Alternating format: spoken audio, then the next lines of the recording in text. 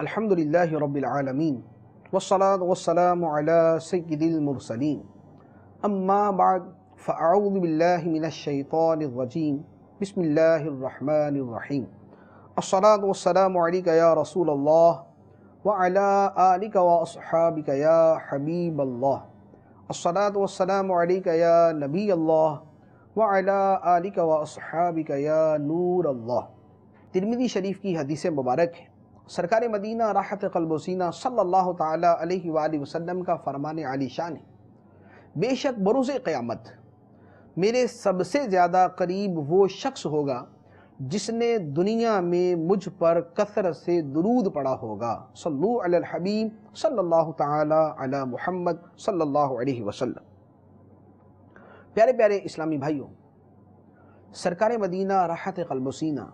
صلی اللہ تعالیٰ علیہ وآلہ وسلم کے مبارک اخلاق کا تذکرہ جاری ہے۔ ہمارے آقا صلی اللہ علیہ وآلہ وسلم کے اخلاق کریمانہ کیسے تھے، کتنے پیارے تھے، کتنے حسین تھے، اور ان اخلاق میں خود اخلاق اپنی کتنی بلندی کو پہنچا ہوا تھا۔ اگر اس کی گہرائی تک ہم جانے کی کوشش کریں تو حقیقت یہ ہے کہ ہماری زندگیاں ختم ہو جائیں، مگر محبوب کریم صلی اللہ علیہ وآلہ وسلم کے اخلاق مبارکہ کی گہرائی تک ہم نہیں جا سکتے۔ میرے آقا صلی اللہ علیہ وآلہ وسلم نے کتنی پیاری بات ارشاد فرمایا بعثت لأتمم مکارم الاخلاق، مجھے اس لیے بھیجا گیا ہے کہ میں اچھے اخلاق کو ان کے مرتبہ کمال تک پہنچا دوں۔ سرکار دو عالم صلی اللہ علیہ وآلہ وسلم خود اپنے اخلاق مبارکہ کے بارے میں ارشاد فرماتے ہیں۔ حضرت جابر رضی اللہ تعالی عنہ کی روایت ہے، آقا کریم صلی اللہ علیہ وآلہ وسلم نے ارشاد فرمایا، ان اللہ تعالی لم یبعثنی متعنتا ولکن بعثنی معلما و میسرا۔ فرمایا اللہ تعالی نے مجھے سختی اور شدت کرنے کے لیے نہیں بھیجا، بلکہ مجھے معلم اور استاد بنا کر بھیجا اور آسانیاں پیدا کرنے والا بنا کر بھیجا۔ سرکار مدینہ صلی اللہ علیہ وآلہ وسلم کی طبیعت مبارکہ میں یہ اخلاق اور بطور خاص نرمی، شفقت، محبت اور عفو درگزر اور حکمت عملی کس قدر کوٹ کوٹ کر بھری ہوئی تھی۔ سرکار دو عالم صلی اللہ علیہ وسلم کے اس اخلاق مبارکہ کی ایک جھلک دیکھنی ہو تو حضرت سیدنا انس رضی اللہ تعالی عنہ کی اس حدیث مبارک کا مطالعہ فرمائیں۔ ارشاد فرماتے ہیں، میں نے اللہ کے پیارے حبیب صلی اللہ علیہ وآلہ وسلم کی 10 سال تک خدمت کی اور میری عمر اس وقت 8 سال کی تھی۔ 8 سال کی عمر کا بچہ سرکار دو عالم صلی اللہ علیہ وآلہ وسلم کی بارگاہ میں بطور خادم حاضر ہوتا ہے اور ارشاد فرماتے ہیں کہ 10 سال میں نے سرکار مدینہ صلی اللہ علیہ وآلہ وسلم کے ساتھ گزار دیے۔ میں نے سفر و حضر میں حضور صلی اللہ علیہ وسلم کی خدمت سر انجام دی۔ اس طویل عرصے میں 10 سال کے عرصے میں سرکار دو عالم رحمت عالم صلی اللہ علیہ وآلہ وسلم نے کبھی مجھے اف تک نہ فرمایا، اف تک نہ فرمایا۔ جو کام میں کر دیتا اس کے بارے میں کبھی یہ نہ فرمایا کیوں کیا، اور مزید فرماتے ہیں کہ نبی پاک صلی اللہ تعالی علیہ وآلہ وسلم نے کبھی میرے کسی کام میں عیب نہیں نکالا۔ 8 سال سے لے کر 18 سال کی عمر تک اگر کوئی بچہ کام کرتا ہے، اس کے کاموں کے اندر کتنی خامیاں ہو سکتی ہیں، کتنا بچپنا ہو سکتا ہے، کتنی مرتبہ وہ غلط کر سکتا ہے، کتنی مرتبہ وہ نہ کرنے کا کام کر سکتا ہے اور کتنی مرتبہ کرنے کا کام نہیں کرتا، لیکن 10 سال کا عرصہ گزر جاتا ہے، میرے آقا صلی اللہ علیہ وآلہ وسلم کبھی اف تک نہیں فرماتے۔ جو کام نہ کیا ہو اس پہ یہ نہیں فرماتے کیوں نہیں کیا، اور جو کام کر لیا ہو غلطی سے اس پر کبھی یہ نہ فرمایا کیوں کیا ہے، اور کبھی کسی کام کی برائی نہ نکالی، کسی کام کا عیب نہ نکالا، بلکہ اصلاح فرما دی، محبت کے ساتھ، شفقت کے ساتھ، پیار کے ساتھ اس کی اصلاح فرما دی۔ سرکار دو عالم صلی اللہ علیہ وآلہ وسلم کی اس طرح کی رحمتوں، شفقتوں، محبتوں کے واقعات سے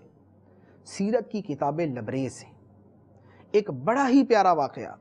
مسلم شریف کے اندر موجود ہے۔ حضرت معاویہ بن حکم رضی اللہ تعالی عنہ صحابی رسول ہیں، آپ ارشاد فرماتے ہیں کہ سرکار دو عالم صلی اللہ علیہ وآلہ وسلم کے ساتھ ایک دن میں نماز ادا کر رہا تھا جماعت کے اندر، دوران نماز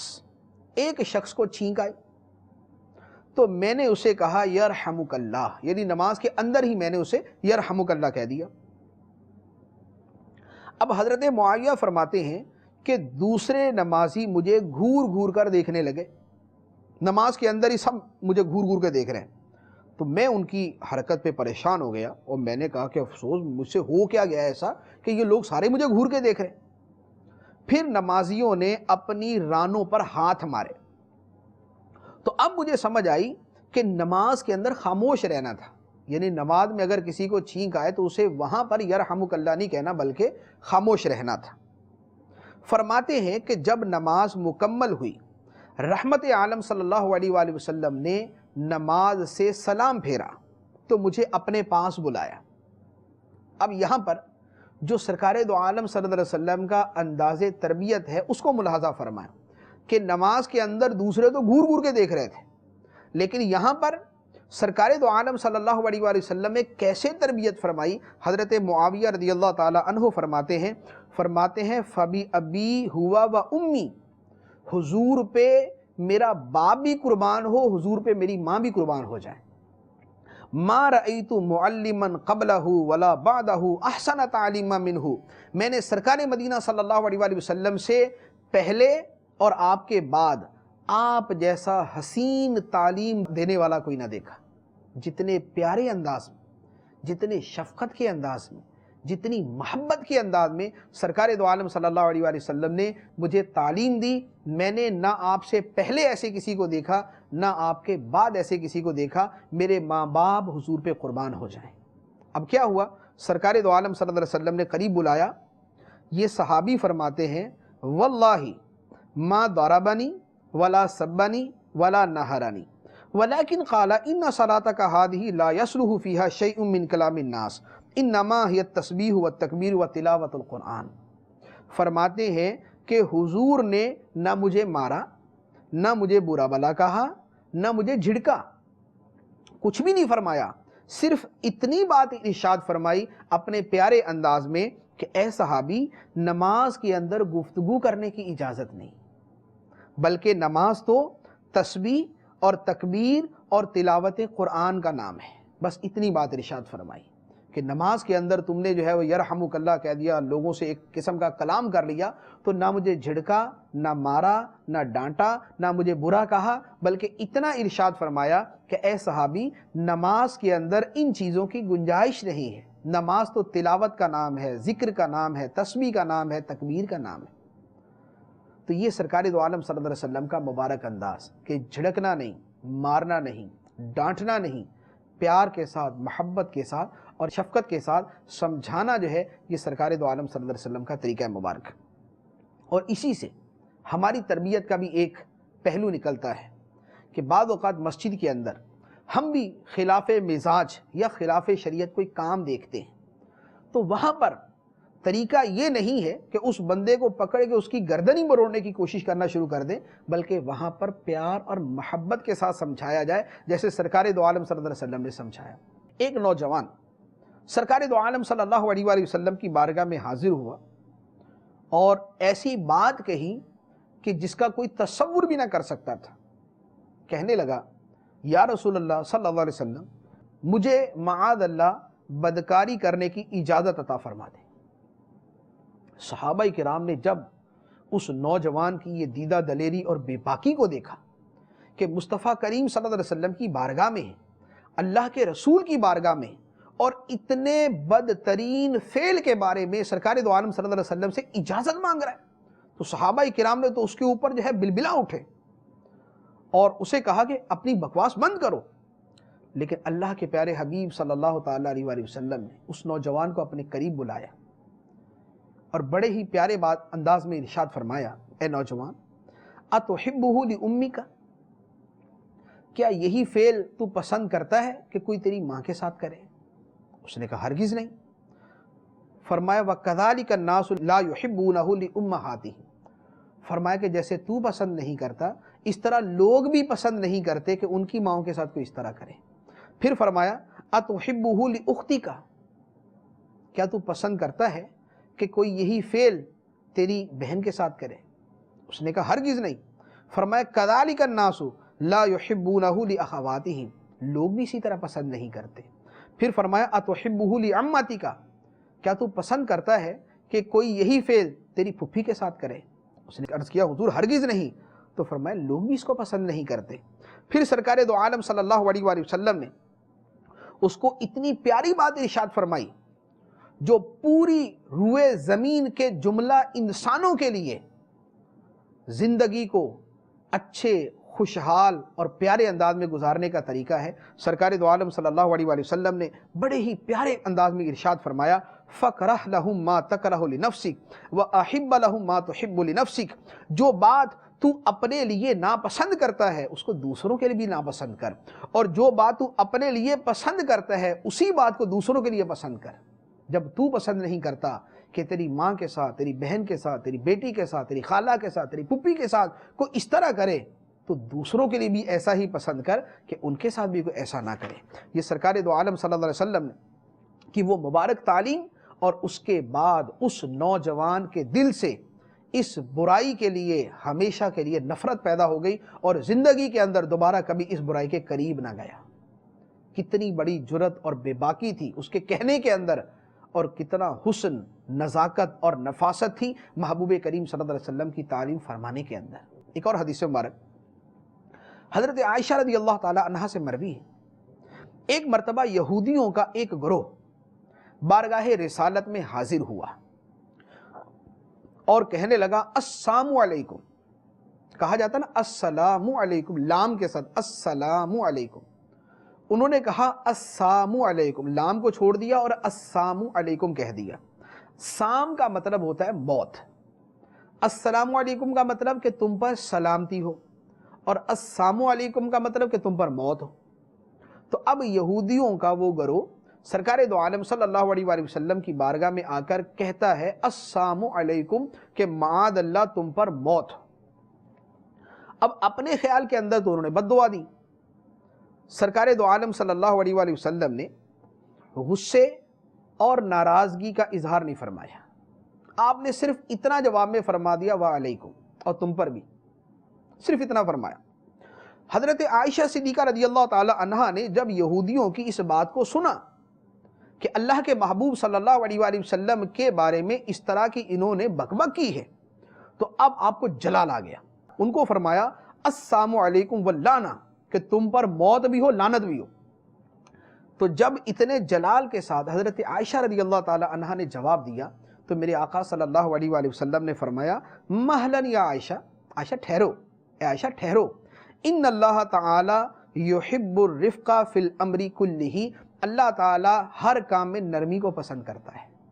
اللہ تعالی ہر کام میں نرمی کو پسند کرتا ہے۔ اب انہوں نے کیا کہا،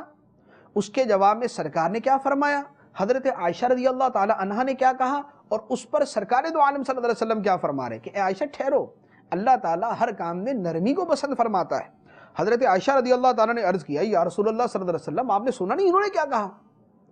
میں نے جو جواب دیا میں نے تو ان کی بکواس کے اوپر جواب دیا۔ سرکار دو عالم صلی اللہ علیہ وسلم نے اتنا فرمایا اے عائشہ تم نے یہ نہیں سنا میں نے کیا جواب دیا؟ یعنی اگر انہوں نے مجھے یہ کہا تو میں نے جواب میں وعلیکم کہہ دیا، میں نے بھی اسی طرح کی بات کہہ دی، لیکن کہنے کا انداز سخت لفظ زبان پر نہ آیا، ترش لفظ زبان پر نہ آیا، بڑی محبت کے ساتھ بڑے پیار کے ساتھ وہ الفاظ ادا فرمائے کہ جس میں ان کا جواب بھی ہو گیا، مقصد بھی حاصل ہو گیا۔ تو فرمایا کہ اے عائشہ اللہ تعالیٰ ہر بات کے اندر نرمی کو پسند فرماتا ہے۔ ایک اور حدیث مبارک حضرت عثمان غنی رضی اللہ تعالی عنہ ایک مرتبہ خطبہ ارشاد فرما رہے تھے، خطبے کے اندر ارشاد فرمایا کہ ہم اللہ کے پیارے رسول صلی اللہ علیہ وآلہ وسلم کے ساتھ سفر و حضر میں ہوتے تھے، اور حضور کی کوئی بات ہم سے پوشیدہ نہ ہوتی تھی، سفر میں بھی ساتھ، حضر میں بھی ساتھ، اب سفر میں آدمی کا مزاج بعض اوقات بدل جاتا ہے، اس کی سواری صحیح طرح نہیں چل رہی، اس کو کھانا صحیح طریقے سے نہیں مل رہا، گرمی کے اثرات ہیں، سردی کے اثرات ہیں، سفر کی تھکاوٹ ہے، تو آدمی سفر کے اندر بعض اوقات چڑچڑا ہو جاتا ہے۔ لیکن حضرت عثمان غنی رضی اللہ تعالیٰ عنہ فرماتے ہیں کہ ہم نے آقا کریم صلی اللہ علیہ وآلہ وسلم کے ساتھ سفر بھی کیا اور آپ کی بارگاہ کے اندر حضر کے اندر بھی حاضر رہے۔ سرکار دو عالم صلی اللہ علیہ وسلم کے سارے معمولات مبارکہ ہمارے سامنے تھے۔ سرکار صلی اللہ علیہ وسلم کا طریقہ مبارکہ یہ تھا، کانا یعود مردانا ویشیع جنائزنا، حضور ہمارے بیماروں کی عیادت بھی فرمایا کرتے تھے، ہمارے جنازوں میں شرکت بھی کیا کرتے تھے۔ کوئی کہیں بھی مدینہ منورہ کے کونے کے اندر فوت ہو جائے، سرکار دو عالم صلی اللہ علیہ وسلم کی بارگاہ میں اطلاع دی جاتی، نبی پاک صلی اللہ تعالیٰ علیہ وآلہ وسلم تشریف لے جاتے۔ یہ میرے آقا کریم صلی اللہ علیہ وسلم کے مبارک اخلاق ہیں۔ حضرت انس رضی اللہ تعالیٰ عنہ نے ایک مرتبہ بڑے ہی پیارے انداز کے اندر ارشاد فرمایا کہ جب کوئی شخص سرکار دو عالم صلی اللہ علیہ وسلم سے مصافحہ کیا کرتا، ہاتھ ملاتا، تو نبی پاک صلی اللہ تعالیٰ علیہ وآلہ وسلم اس وقت تک اپنا دست مبارک اس کے ہاتھ سے نہ کھینچتے جب تک وہ خود اپنا ہاتھ نہ کھینچ لیتا۔ ہاتھ ملایا، اب ہاتھ ملا کے پکڑا ہوا، اب وہ اس نے برکت کے لیے پکڑا ہوا یا اس نے لا علمی کی وجہ سے اس کو احساس نہیں ہے کہ تکلیف ہو سکتی ہے، اب اس نے پکڑا ہوا۔ نبی پاک صلی اللہ تعالیٰ علیہ وسلم خود اپنا ہاتھ نہیں کھینچتے، اس کے ہاتھ میں دست مبارک دیا ہوا، جب اس کا دل کرتا تو وہ اپنے ہاتھ کھینچتا، تب سرکار دو عالم صلی اللہ علیہ وسلم اپنا دست مبارک پیچھے لے کر آتے، ورنہ اس کے ہاتھ میں ہاتھ دیے رکھتے۔ اور مزید فرمایا کہ جب کوئی شخص سرکار دو عالم صلی اللہ علیہ وسلم کی بارگاہ میں حاضر ہوتا تو نبی پاک صلی اللہ تعالیٰ علیہ وآلہ وسلم اس کی طرف سے روح گردانی نہ فرماتے جب تک وہ شخص اٹھ کر خود نہ چلا جاتا۔ یعنی یہ نہیں ہے کہ کوئی بیٹھا ہوا تو اپنی توجہ اس سے بدل دی، دوسری طرف منہ کر کے باتیں کرنا شروع کر دی تاکہ اٹھ کر چلا ہی جائے، ایسا نہیں۔ جب تک کوئی شخص بیٹھا ہوا ہے، سرکار دو عالم صلی اللہ تعالیٰ علیہ وآلہ وسلم تشریف فرما ہے، اس کی طرف توجہ فرما رہے ہیں، اسے اپنے رحمت والے پھول الفاظ مبارکہ کی صورت میں عطا فرما رہے ہیں، جب وہ شخص خود اٹھ کر چلا جاتا تھا تو سرکار دو عالم صلی اللہ علیہ وسلم کی توجہ دوسری طرف ہوتی تھی۔ اور تیسری بات ارشاد فرمایا کہ یہ کبھی نہ دیکھا گیا کہ اپنے جانثار غلاموں کی مجلس میں سرکار دو عالم صلی اللہ علیہ وسلم بیٹھے ہوں اور اپنے کسی ہم مجلس کے سامنے اپنے پاؤں کو دراز کیا ہو۔ سب بیٹھے ہوئے، سرکار دو عالم صلی اللہ علیہ وسلم اپنے پاؤں کو دراز فرما دیں، آپ کبھی ایسا نہ کرتے۔ حالانکہ نبی پاک صلی اللہ علیہ وآلہ وسلم اگر اپنے مبارک پاؤں دراز فرما لیں تو کیا کسی صحابی کے دل پر گراں گزر سکتا ہے؟ کیا کسی کے دل پر شاک ہو سکتا ہے؟ نبی پاک صلی اللہ علیہ وسلم کے پاؤں مبارک اگر کسی کے سامنے آئیں وہ تو اپنی جان قربان کر دے، مبارک قدموں کے بوسے لینا شروع کر دے۔ سرکار دو عالم صلی اللہ علیہ وسلم کے مبارک پاؤں اگر اس کے سامنے آئیں وہ زندگی کا سب سے بڑا اعزاز سمجھے کہ نبی پاک صلی اللہ تعالی علیہ وسلم نے اپنے مبارک قدموں کو میری طرف کر دیا ہے۔ لیکن یہ ان کا جذبہ ہوتا، سرکار دو عالم صلی اللہ علیہ وسلم کے جو اخلاق مبارکہ ہیں وہ اپنی جگہ تھے کہ ان صحابہ کرام کے درمیان جو جان قربان کرنے والے، جو تن من وارنے والے، جو اپنے ماں باپ قربان کر دینے والے، جو گھر بار کو نچھاور کر دینے والے ہیں، ان کی طرف اپنے مبارک پاؤں کو دراز نہ فرماتے تھے اپنے اخلاق مبارکہ کی وجہ سے۔ ایک اور حدیث مبارک، بڑی ہی پیاری حدیث مبارک ہے، حضرت ابو ہریرہ رضی اللہ تعالیٰ عنہ فرماتے ہیں کہ ایک اعرابی مسجد میں داخل ہوا، سرکار دو عالم صلی اللہ تعالیٰ علیہ وآلہ وسلم بھی تشریف فرماتے۔ اس اعرابی نے 2 رکعت نفل پڑھے اور نفل پڑھنے کے بعد اس نے دعا کے لیے ہاتھ اٹھائے اور یوں دعا کی، اللہم ارحمنی و محمدن صلی اللہ علیہ وسلم ولا ترحم معنا احدا۔ یہ اب اس کی محبت کا یہ انداز ہے۔ کیا کہتا ہے؟ وہ اعرابی کہتا ہے کہ اے اللہ مجھ پہ رحم فرما اور محمد مصطفیٰ صلی اللہ علیہ وسلم پہ رحمت نازل فرما، مجھ پر اور محبوب کریم صلی اللہ علیہ وسلم پہ رحمت نازل فرما اور ہمارے علاوہ کسی پر نہیں، یعنی ہم دو پہ رحمت نازل فرما، ہمارے علاوہ کسی پہ نہیں۔ اپنی تو اپنی ذات تھی اس کی، اپنے لیے تو دعا مانگ لی اس نے، سرکار دو عالم صلی اللہ علیہ وسلم کو اپنی محبت کے ساتھ اس نے شامل کر لیا کہ میرے اوپر میرے لیے رحم کی دعا ہو تو محبوب کریم صلی اللہ علیہ وسلم کے لیے بھی رحمت کی دعا ہو، اور ساتھ ہی کہہ دیا کہ کسی تیسرے پر نہیں۔ نبی پاک صلی اللہ علیہ وسلم نے جب یہ سنا تو ارشاد فرمایا لقد تحجرت واسعا، کہ اے عربی تو نے ایک بڑی وسیع چیز کو محدود کر دیا۔ اللہ کی رحمت تو بڑی وسیع ہے نا، وہ اس عربی پر بھی ہے، اللہ کی رحمت اپنے محبوب صلی اللہ علیہ وسلم پر بھی ہے، اور اللہ کی رحمت تو اتنی وسیع ہے کہ کائنات کے ذرے ذرے پر بھی ہو جائے تو اس کی رحمت میں کوئی کمی نہیں۔ تو سرکار دو عالم صلی اللہ علیہ وسلم نے فرمایا اے عربی تو نے ایک وسیع چیز کو بڑا محدود کر دیا۔ اب یہ اتنی بات ارشاد فرما دی۔ اس کے بعد تھوڑی دیر گزری، وہ عربی جو مسجد میں نماز پڑھ رہا تھا، جس نے ابھی 2 رکعت نماز پڑھی اور یہ دعا مانگی، وہ اٹھا اور مسجد کے ایک کونے میں جا کر پیشاب کرنا شروع کر دیا، مسجد کے اندر۔ اب آپ خود غور کر لیں کہ مسجد کے اندر اگر کوئی شخص بیٹھ کے یہ کام کرنا شروع کر دے تو لوگوں کی حالت کیا ہوگی۔ اب صحابہ کرام اس کو پکڑنے کے لیے دوڑے۔ نبی پاک صلی اللہ تعالیٰ علیہ وسلم نے لوگوں کو سختی کے ساتھ منع فرما دیا کہ اب اس کو منع نہ کرو، اب یہ کر رہا ہے اب اس کو منع نہ کرو۔ جب وہ اطمینان سے فارغ ہو گیا، مسجد میں پیشاب کر کے فارغ ہو گیا، تو سرکار دو عالم صلی اللہ علیہ وسلم نے صحابہ کو فرمایا تمہیں آسانیاں پیدا کرنے والا کر کے بھیجا گیا ہے، سختیاں کرنے والا کر کے نہیں بھیجا گیا۔ اور اس کے بعد پھر ارشاد فرمایا علموا ویسروا ولا تعسروا، یہ صحابہ سے فرمایا کہ اے صحابہ لوگوں کو سکھاؤ اور ان پر آسانیاں کرو، سختی نہ کرو۔ یہ کس کے بارے میں ارشاد فرمایا جا رہا ہے؟ وہ شخص جو مسجد کے اندر پیشاب کر رہا ہے، صحابہ کرام اسے مارنے کو یا پکڑنے کو دوڑ رہے ہیں، اور نبی پاک صلی اللہ علیہ وسلم اس پہ فرماتے ہیں کہ اسے سکھاؤ، نرمی کرو، سختی نہ کرو۔ اس کے بعد اس عربی کو مسئلہ تو سمجھ آ گیا، سرکار دو عالم صلی اللہ علیہ وسلم نے پھر فرمایا کہ جہاں اس نے پیشاب کیا وہاں پانی کا ایک ڈول بہا دو، یعنی اسے پاک کر دو۔ اب اتنا کرنے سے اس عربی کو بات تو سمجھ آ گئی کہ بھی میری طرف یہ لپکے تھے مجھے پکڑنے کے لیے، کیوں لپکے تھے کہ مسجد کے اندر اس طرح کا کام نہیں کرتے۔ نبی پاک صلی اللہ تعالیٰ علیہ وسلم نے اب اس عربی کو اپنے پاس بلایا اور اسے کتنے پیارے انداز سے سمجھایا۔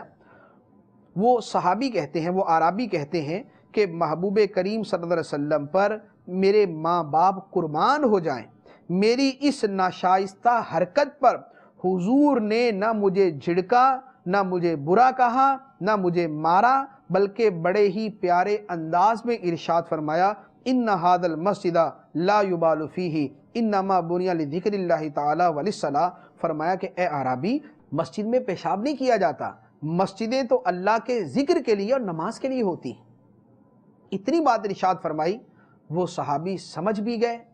مسئلہ بھی پتہ چل گیا، اور سرکار دو عالم صلی اللہ علیہ وسلم کے اخلاق کریمانہ کے گرویدہ بھی ہو گئے۔ اب اگر اس واقعے پر تھوڑی دیر کے لیے ہم غور کریں کہ اس واقعے میں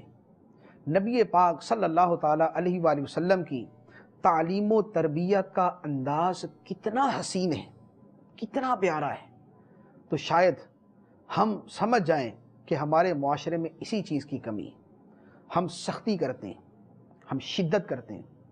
ہم سختی کے ساتھ سمجھانے کی کوشش کرتے ہیں، ہمارے لب و لہجے کے اندر، ہمارے انداز کے اندر، ہمارے طور اطوار کے اندر سختی ہوتی ہے۔ خاص طور پہ مسجد کے اندر جو حالت دیکھنے میں آتی ہے کہ اگر مسجد کے اندر بچے آ جائیں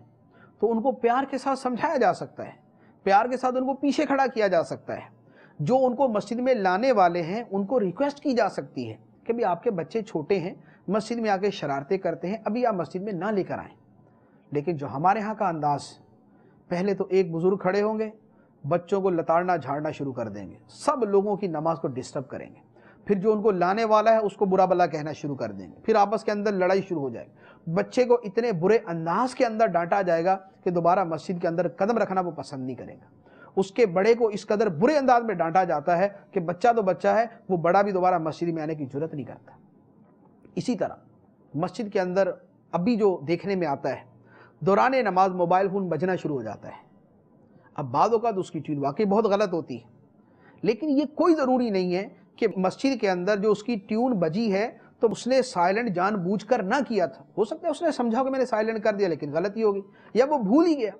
اور پھر جو اس کی بیل لگی ہوئی ہے، جو ٹیون اس میں لگی ہوئی ہے، ہو سکتا ہے کہ اس نے خود نہ لگائی ہو، کسی بچے نے لگا دی ہو۔ لیکن ہمارے ہاں کیا ہوگا کہ نماز کے دوران اگر کسی کی بیل بج گئی تو اس کے بعد جو نمازی نماز کے بعد اس کو گھورتے ہیں، اس بندے کی یہ حالت ہوتی ہے کہ اس کا دل کر رہا ہوتا ہے کہ زمین کھلے اور میں زمین کے اندر دفن ہو جاؤں۔ تو سمجھانے کا انداز یہ نہیں، سمجھانے کا انداز وہ ہے جو ہمارے آقا صلی اللہ تعالیٰ علیہ وآلہ وسلم نے اختیار فرمایا کہ اعرابی مسجد میں پیشاب کر رہا ہے اور صحابہ کرام اس کو پکڑنے کے لیے دوڑ رہے ہیں، اور میرے آقا صلی اللہ علیہ وسلم نے صحابہ کرام کو روک دیا اور ان کو فرمایا کہ تم سختی کرنے والے بنا کر نہیں بھیجے گئے، نرمی کرنے والے بنا کر بھیجے گئے ہو، اسے سکھاؤ، نرمی کرو، سختی نہ کرو۔ یہی وہ انداز ہے کہ اگر آج ہماری مسجدوں میں، ہمارے گھروں میں، ہمارے لوگوں میں، ہمارے معاشرے کے اندر عام ہو جائے تو ہر طرف نرمی بھی ہو، محبت بھی ہو، شفقت بھی ہو، تعلیم بھی ہو، تربیت بھی ہو، لوگوں کی اصلاح بھی ہو، ہمارا معاشرہ بھی سدھر جائے، یہ وہ اخلاق ہیں جو ہمارے آقا صلی اللہ تعالیٰ علیہ وآلہ وسلم نے ہمیں عطا فرمائے ہیں۔ اللہ تبارک و تعالیٰ کی بارگاہ میں دعا ہے اپنے محبوب کریم صلی اللہ تعالیٰ علیہ وآلہ وسلم کے ان مبارک پیارے شفیق رحیم کریم اخلاق کے صدقے ہمارے اخلاق کو اچھا فرمائے، برے اخلاق سے ہماری حفاظت فرمائے۔ آمین بجاہ النبی الامین صلی اللہ تعالیٰ علیہ وسلم۔